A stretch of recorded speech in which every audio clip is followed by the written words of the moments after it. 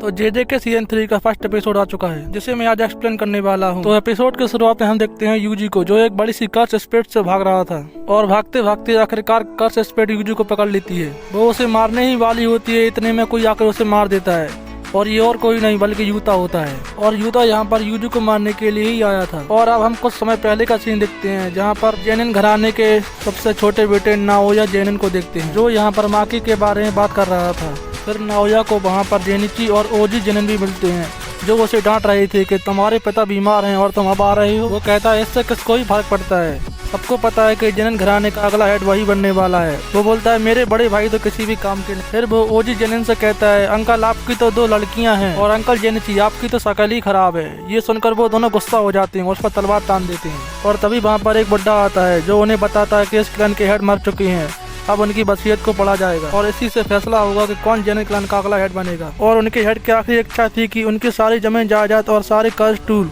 जो jujutsu high की security में रखे हुए हैं वो सभी नाओया के नाम होगा। लेकिन अगर गोजो सातोरू को कुछ हो जाता है तो तोजी जेनिन का बेटा मेगुमी फुशिगुरु को सारी जायदाद दे दी जाएगी। जो सुनकर नाओया को काफी ज्यादा गुस्सा आता है और वो कहता है मेगुमी फुशिगुरु को रास्ते से हटाना होगा। और उससे पता चलता है कि मेगुमी फुशिगुरु यूजी तदुरी के साथ है, जो कि सुकुना का वैसल है और वो दोनों अभी टोक्यो में हो, इसलिए वो वहाँ पर चला जाता है। फिर अगले सीन में हम यहाँ पर यूजी को देखते हैं, जो कि स्टूडियो पर बैठा होता है। अभी वहाँ पर चोजो आता है और कहता है यूजी अब तुम्हारे घाव कैसे हैं।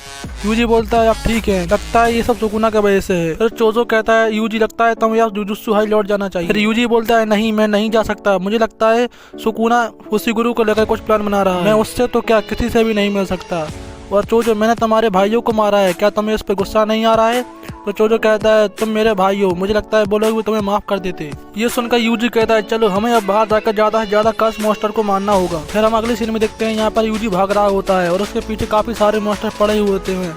वो उन्हें अपने पीछे भगाकर एक टनल के पास ले जाता है, जहाँ पर पहले से ही चोजो होता है। वो अपनी पियर्सिंग ब्लड टेक्निक से उनको मार देता है। तभी चोजो के पीछे एक बहुत बड़ा मॉन्स्टर आ जाता है, जिसे देखकर यूजी उसे एक मुक्का मारता है, जिससे वो मर जाता है।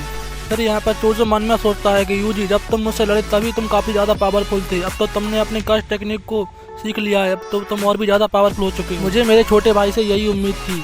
फिर वो उसे उसके फादर के बारे में कुछ बताने वाला होता है, तभी वहाँ पर नाओया आ जाता है। नाओया आते ही बोलता है लगता है मेगुमी अभी तक यहाँ पर पहुँचा नहीं। वो कहता है तुम दोनों अभी तक यहाँ से भागी नहीं। यूजी बोलता है मैं यहाँ से क्यों भागूंगा। वो कहता है शायद तुम्हें पता नहीं, तुम्हें मौत की सजा सुनाई गई है, सब लोग तुम्हें मारना चाहते हैं। वैसे तो मैं यहाँ पर मेगुमी को मारने के लिए आया था, लेकिन अब तुम दिख गए तो तुम्हें ही मार देता हूँ। अभी एकदम से हम देखते हैं कि नाओया यूजी के पीछे आ जाता है और जो उसे बचाने की कोशिश करता है, लेकिन नाओया उसके ही पीछे आ जाता है और बहुत तेज उस पर मुक्कों की बारिश कर देता है। नाओया इन दोनों से काफी ज्यादा तेज था। चोजो मन में सोचता है शायद से ये कोई टेक्निक यूज कर रहा है। और यहाँ नाओया कहता है ये यूजी तो सुकुना का वैसल है, लेकिन ये दूसरा बंदा कौन है। तभी हम देखते हैं वहाँ पर बहुत ही ज्यादा एनर्जी आती है, जिससे यूजी को लगता है शायद से गोजो सेंसे आ चुके हैं। लेकिन ये गोजो नहीं बल्कि यूता होता है और यूता की एंट्री काफी ज्यादा धमाकेदार होती है। वो वहाँ से कूदता है और नीचे गड्ढा हो जाता है। नाओया कहता है तुम तो यूता हो, जिससे कि यूजी को मारने का काम मिला है। और उसका नाम सुनकर यूजी मन में सोचता है कि ये तो गोजो सेंसे की तरह ही सेकंड ईयर का स्टूडेंट है, जो कि बहुत ही ज्यादा पावरफुल है, जो कि एक स्पेशल ग्रेड सोर्सरर है। तब नाओया बोलता है कि मैं यहाँ पर यूजी को ही मारने के लिए आया था, लेकिन अब तुम आ गए तो मैं यहाँ पर क्यों बीच में पड़ूं, तुम ही उसको मार दो। और यूता कहता है चलो ठीक है, मैं उसकी यूजी को मारता हूँ, तुम उस दूसरे बंदे को संभालो। तब यहाँ पर चोजो यूजी से कहता है यूजी तुम्हें यहाँ से भागना होगा, क्योंकि ये यूता है वो गोजो की तरह ही है, मैं तुम्हें कवर करता हूँ, तुम यहाँ से भागो। और फिर हम देखते हैं कि यूजी यहाँ से भागने लगता है, लेकिन यूता उसके जस्ट पीछे ही था। फिर हम चोजो को देखते हैं, जो कि नाओया पर अटैक करता है अपनी पियर्सिंग ब्लड टेक्निक से। और यहाँ पर नाओया उससे बच के कहता है तुम्हारी टेक्निक पियर्सिंग ब्लड टेक्निक है, इसमें बस डरने वाला कुछ नहीं है, सिर्फ ब्लड ही तो है, और इसे एक्टिवेट करने में तुम्हें थोड़ा टाइम लगता है, इसलिए मैं तुम्हें आराम से हरा सकता हूँ। यहाँ पर चोजो कहता है तुम अपनी सोचो, तुम मेरे भाई पर हमला करके यहाँ से जिंदा बच के नहीं जा सकते।